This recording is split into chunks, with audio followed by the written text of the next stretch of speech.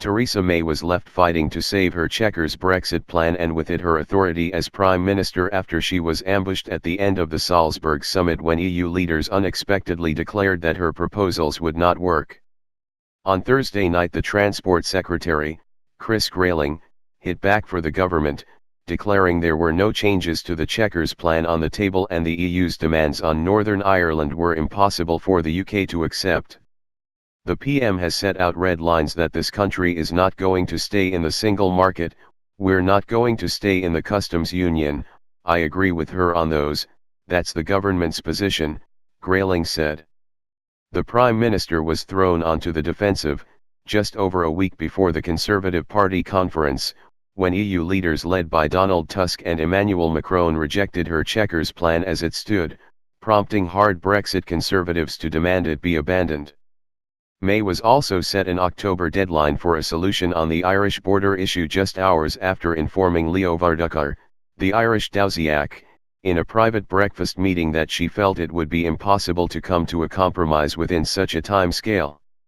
A clearly nervous and angry May told reporters that EU leaders were engaged in negotiating tactics designed to throw her off course. I have always said these negotiations were going to be tough, she said. And at various stages of these negotiations, tactics would be used as part of those negotiations.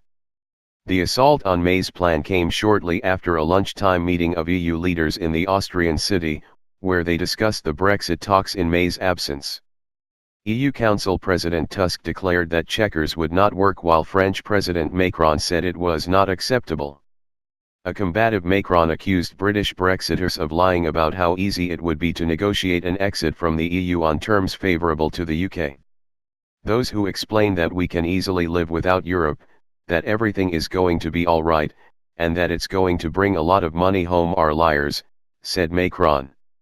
It's even more true since they left the day after so as not to have to deal with it. May had been forewarned of what they would say a few minutes earlier in a private meeting with Tusk, which she conceded was frank. It gave her an hour to prepare for a tense press conference, where May insisted on defending Chequers despite the setback. The Prime Minister told reporters that Chequers was the only way to ensure that trade could flow freely across the Irish border after 2019. Our white paper remains the only serious and credible proposal on the table for achieving that objective, she said. Chris Grayling told the BBC's Newsnight programme, "We're not going to accept a border between Northern Ireland and the rest of the United Kingdom. We are now preparing hard for the option of a no-deal Brexit. We don't want to get there, we don't expect to get there. But our European partners, if they want to reach a deal, have to find a way of understanding that there are some things we cannot accept." Chequers proposes the UK shares a common rulebook for goods and services after Brexit in an attempt to prevent a return of customs checks for goods crossing the Irish border. But the EU leaders believe it will undermine the single market by giving British companies a competitive advantage and pose a threat to the European project. Tusk also issued an ultimatum over the November summit, insisting that progress on a backstop solution for avoiding a hard border on the island of Ireland needed to be made by October or the Brexit talks would collapse. The moment of truth for Brexit negotiations will be the October European Council, Tusk said. Without an October grand finale, in a positive sense of this word, there is no reason to organize a special meeting in November, Tusk said.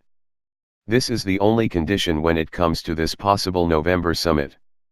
EU sources said the move had been made on the bidding of Macron, who urged taking a hard line over lunch. The French president had been infuriated by May's warning earlier in the day to Varadkar that she believed a solution on the issue could not be found by October, despite previous promises to the contrary. The tone of the Prime Minister's address to the EU leaders on Wednesday night, during which she attacked Michel Barnier, is also said by sources to have been the cause of irritation.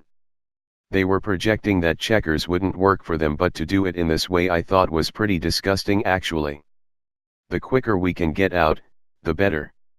May gave no indication that she would change her Brexit policy in Salzburg, and would not say that she believed that a no-deal outcome was more likely after the embarrassing summit. If we get to the position where there will be no deal, the British people can be confident we will do what is necessary. Keir Starmer, shadow Brexit secretary, said, "It has been clear for weeks that Theresa May's Chequers proposals cannot deliver the comprehensive plan we need to protect jobs, the economy, and avoid a hard border in Northern Ireland. She needs to urgently drop her reckless red lines and put forward a credible plan for Brexit."